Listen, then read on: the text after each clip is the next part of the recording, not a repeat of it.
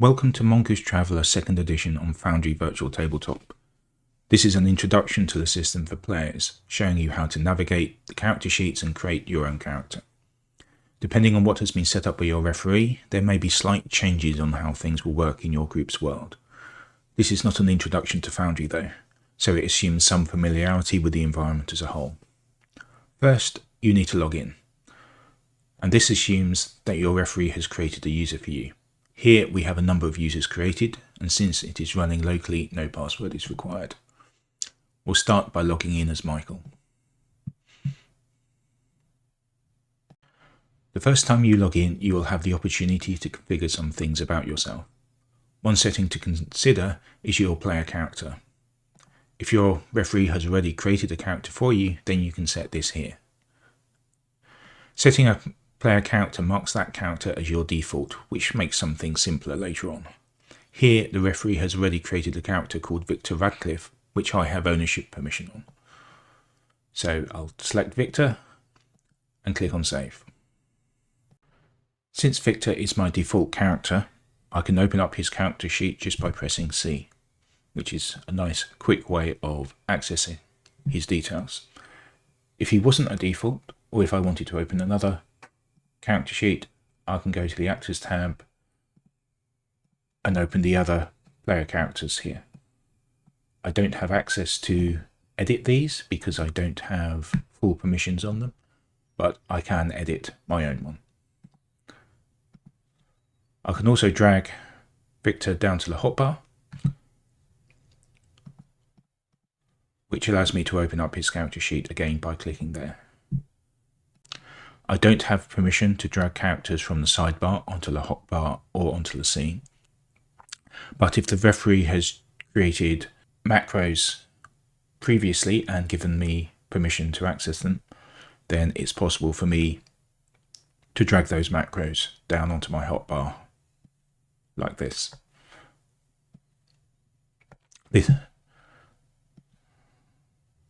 This allows me to click on a character and see what the other player characters in the party are like.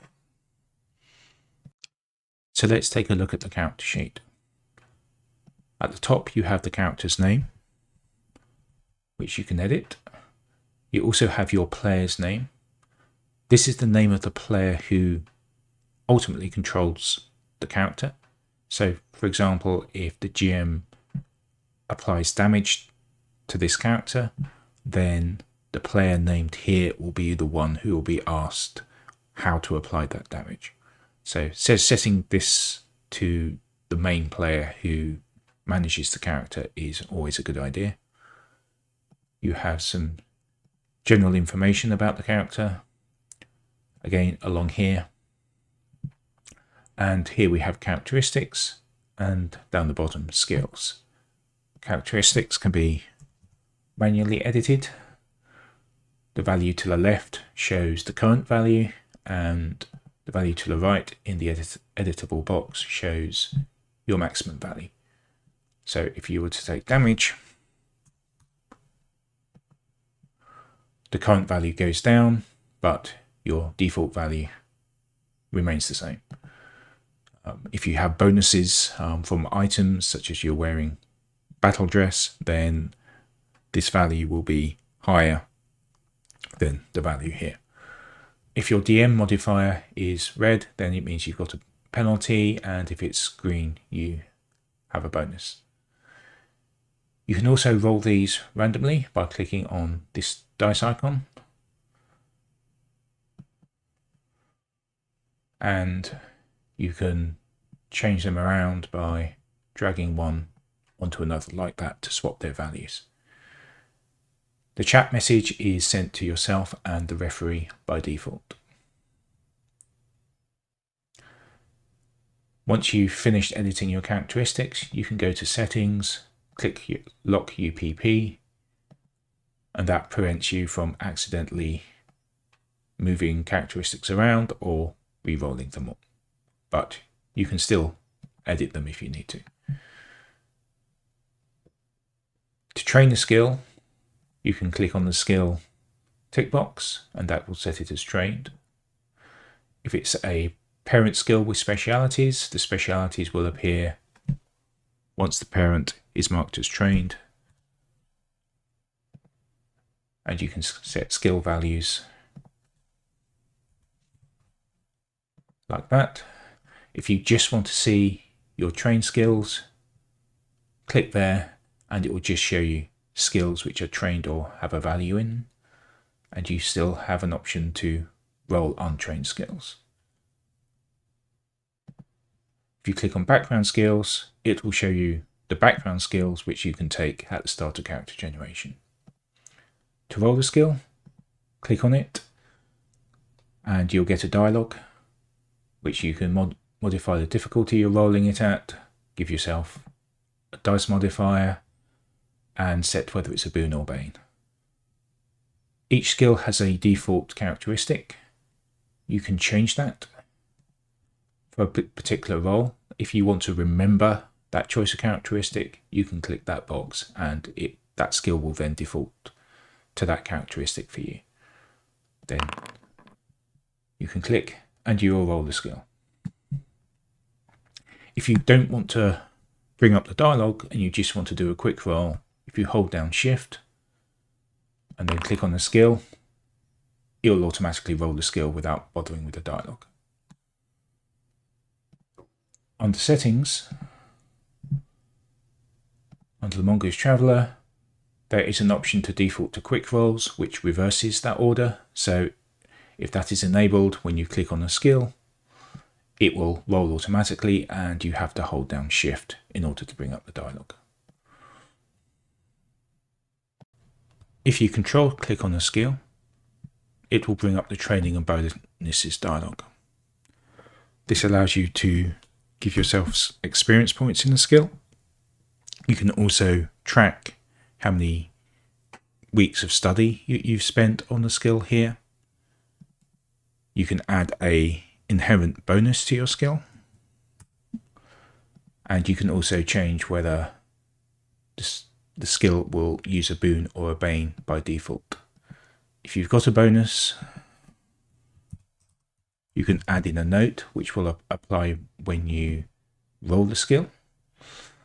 So if we save that, our advocate skill has been trained and has gone up a rank because we had enough XP to increment it. We have a plus icon next to it because we have outstanding XP. So if we set that back to 0, the plus goes away, but skill is also green with an asterisk, which means we've got a bonus on it. And if we shift click on it, we can see that my bonus is listed there with a value of 3. So the bonus is automatically applied when you roll that skill. We go back to that dialog. We also have an edit option, which allows you to change the name of the skill if you want to.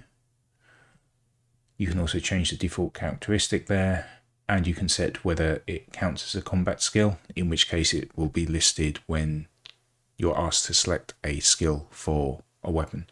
You can also change whether it's a background skill or an individual skill. If we look at profession, each profession speciality has its own tick box. These are considered individual skills. Under Mongoose Traveller rules, profession specialities don't automatically count as trained if the parent skill is trained. If you want to set that to other skills, you can do that by clicking the individual skill tick box. If you roll a skill which you're not trained in, it will be rolled as untrained and you'll get a -3 penalty. If you set Jack of all trades to a value and roll an untrained skill, you notice that these have all changed to -1 rather than -3, and the penalty is only -1. Now let's take a look at the other tabs. On the equipment tab, it lists all the equipment we have. You can create items via this drop down. If you click on the suitcase, the item becomes carried. Items which are owned aren't considered to be about your person, but so they won't add to the weight carried. If we edit this, give it a weight, save it, we can see it weighs 8 kilos, but the weight carried isn't set. If we carry it, it's now set. And if you click on the hand, it will appear on the left hand side in the list of items you can use for making attacks. Likewise, if you add in armor, let's give that a protection value. If you click on the t-shirt, it becomes worn and it appears on the left hand side listing what your armor rating is. If you have access to a compendium,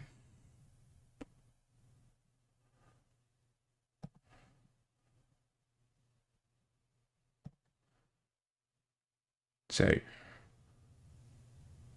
we can see we've got items here. We could drag them from here onto the character sheet. In this case, adding the fusion gun makes us encumbered. Items may also have a cost. If we go to our finance tab, we can make sure that we have some money. And then when we click on the cost option, it will give you an option of who wants to buy it, defaulting to your default character, and then tell you how much money you have. After that, and we can see that the amount of cash we have has decremented. This is all on the honor system. There's nothing stopping a player from adding whatever armor they want, or if they have access to an equipment list like this, they can just drag things in rather than clicking on the cost column. We assume players are reasonably honest, and mostly the ability to purchase items directly from compendiums is there as to streamline the experience rather than to enforce anything. So as we've said, there's a finance tab. It records your cash. You can also record pension, other income, living costs, mortgages, etc. Biography, you can edit your height and weight, set your home world, and you can also put in a description about your character. On the history tab, this is used during character generation. You can set the start year of the campaign, or at least the year your character's entering the campaign. And if you add career terms, it will calculate what year that term happened, and it will calculate what year you were born and how old you are when you actually start the campaign. If you meet people during character generation, you can add them as enemies and rivals. You can edit them. You can set their relationship values. Also here on the career terms, you can edit the name of the term and put in description of what skills you learned, information of events that happened to you, what mishaps happened, promotions, that sort of thing.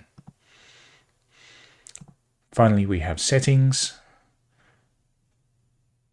You can control how many columns are used to display your characteristics. It will tell you what the maximum number of skills you can have is. You can add in custom bonuses for various things, and it will also show you where other bonuses are coming from. And if you want access to other characteristics, so if you have psionic talent or your group is using luck and wealth, you can add these along here, and once they've been added, you can also add in which ones take damage. Hopefully that was a useful introduction to setting up a player and using the character sheet in Mongoose Traveller. Subscribe for further videos on making use of skills, combat, and more detailed character generation. Thank you for listening.